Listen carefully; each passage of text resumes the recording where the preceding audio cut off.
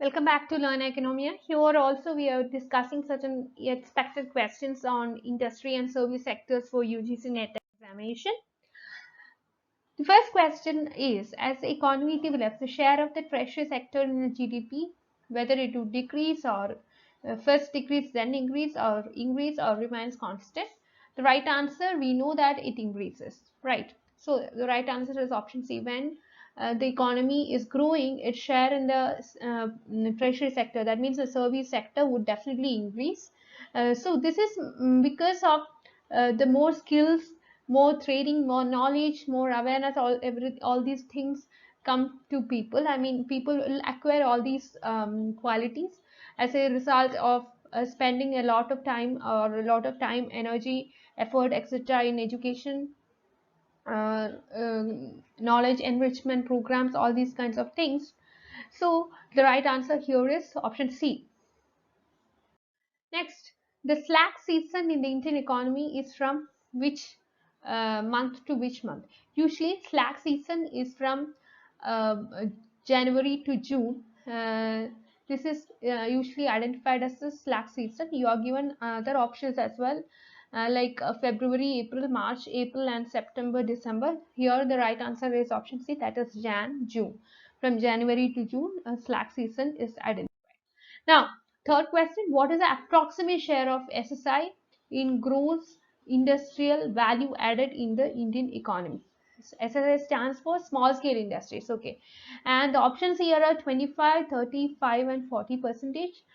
You have to see that these industries would include handicapped industries, industries which will take care of a certain like area based productions, like productions on small scale small scale production, etc. So in whichever state you are taking, whether it is with respect to Kerala, like southern states, or be like Delhi, like northern states, or whatever it may be, you will be having certain small scale industries or small scale factories working there. um, so, with respect to these kinds of industrial units, you can see that their contribution to the GDP of the economy is 40% of the gross value added. So they are making that much value addition with respect to GDP. Now, next question is a very important question with respect to the Millennium Development Goals and Sustainable Development Goals. Here you are given certain statements, and you have to see whether these statements are right or not. Like with respect to the difference between the Millennium Development Goals and Sustainable Development Goals. Okay, and the first statement is that Millennium Development Goals were not developed through intergovernmental processes, while the Sustainable Development Goals were developed through intergovernmental processes. Next sentences or statement is, all the Millennium Development Goals are applicable only to the developing economies or countries except MDG 8, which leads to aid and finance.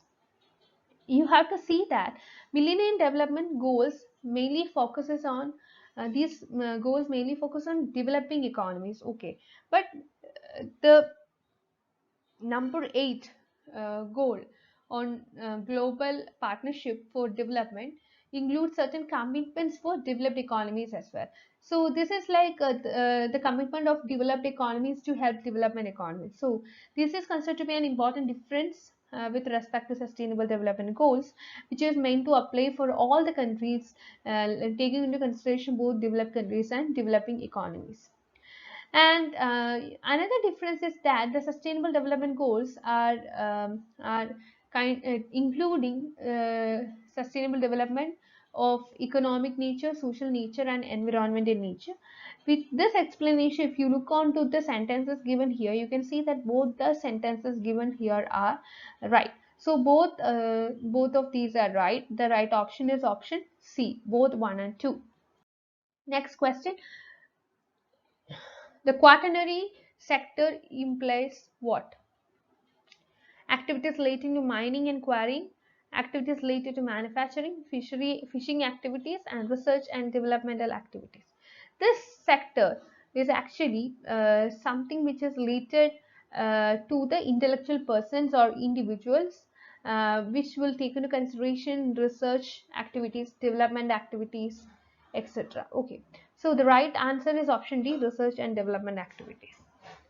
If you look into mining and quarrying, it's something which comes under the primary sector, and manufacturing is something which relates to the secondary sector, and fishing is also something which comes under agriculture and allied activities, that is agriculture and allied activities, that is primary sector. Okay, next, again you are given two statements and you have to see which of these is or are correct. First statement is the growth of wireline telephone connections in the last 5 years is decreasing year by year. Next, the share of private operations in the wireless telephone in India is more than 85%. The options are 1 only, 2 only, both 1 and 2, neither 1 nor 2. You can see that people have a lot of connections with respect to SIM cards, right?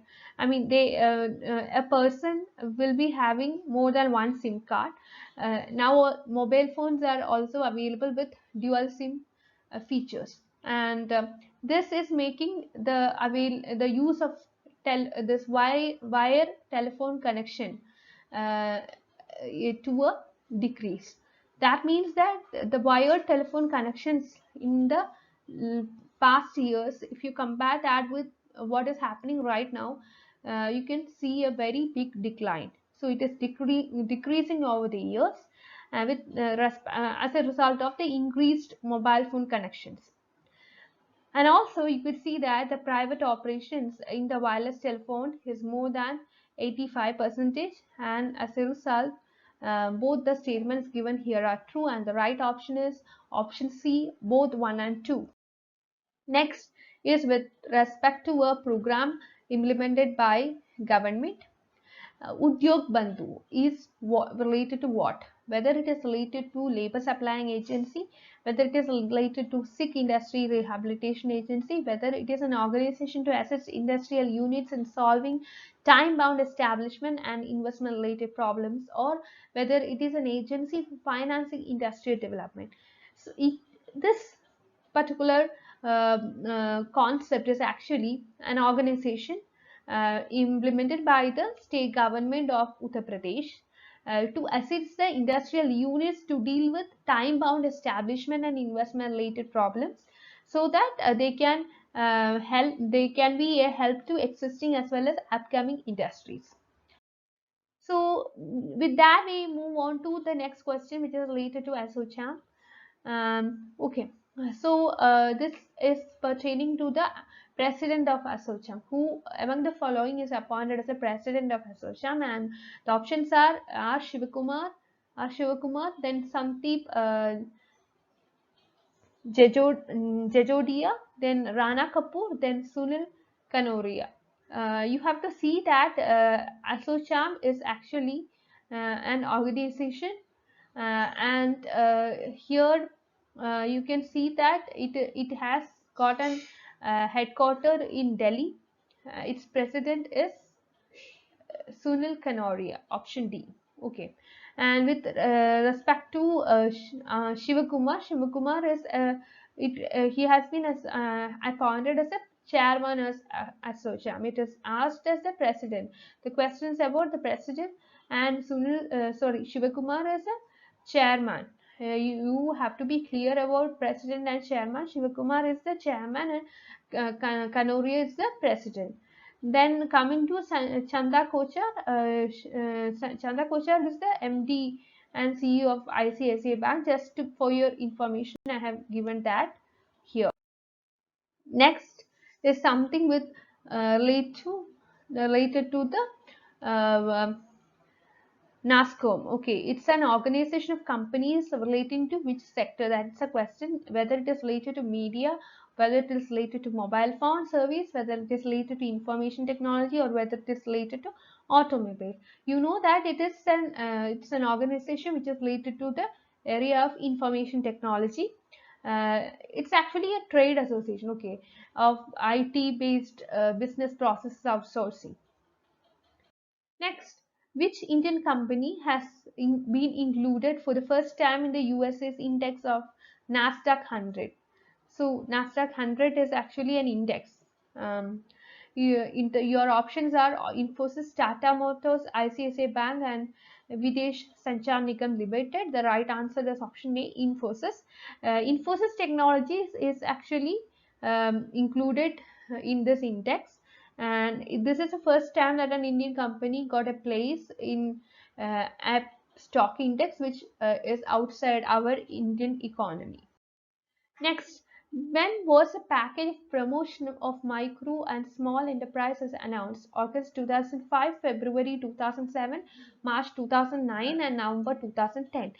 So this package was announced actually on February. It was announced in February 2007, and the right option is option D. This program or this package would take into consideration the concerns of credit, fiscal support, cluster-based development, infrastructure, technology, marketing, all these kinds of things, and capacity building of MSME associations and support to women entrepreneurs are the important attributes of this package. Next, what is the major contribution of electronics industries to the country? Maximize wealth formation, reduce poverty, improve standard of living, encouraged employment. Right answer is option D. Electronic industries. These kinds of industries are responsible for the generation of employment with respect to electricity based industry, and there are approximately 200 ITs or ITES companies located in the electronic cities of Bangalore, and you can see that this is mainly to encourage employment opportunities. Next, the number of women entrepreneurs in small scale industrial region is highest in the state of Karnataka, Kerala, Maharashtra, Tamil Nadu. The right answer is Tamil Nadu, option D. The number is 2,930 women, which equals 30.36%. Now, next question, which of the following is the raw material used, raw material oriented industry? Sugar, ship, petroleum, light engineering industry. Right answer is petroleum industry, because you know that petroleum, it is formed out of crude oil, right? The raw material is crude oil, and it is raw material oriented industry. Raw material means it is out of this raw material that you are making the final product. Coming to the sugar industry, it subsumes the production, processing, and marketing of sugar, and light engineering industry is one of the largest weekend of all overall industrial growth of the nation. Next question, Novelist has been acquired and merged with what? Tata Steel, SAIL, Hindalco, and Jindal Steels. Right answer is Hindalco. It was in 2007 that Novelist was acquired by Hindalco Industries Limited, which is a veteran of aluminium business. This is a flagship company of Aditya Birla Group of companies. Okay, and also it's considered to be a multinational conglomerate which was headquartered in Mumbai. After this merger, you could see that Novelist became a wholly owned subsidiary of Aditya Birla Group.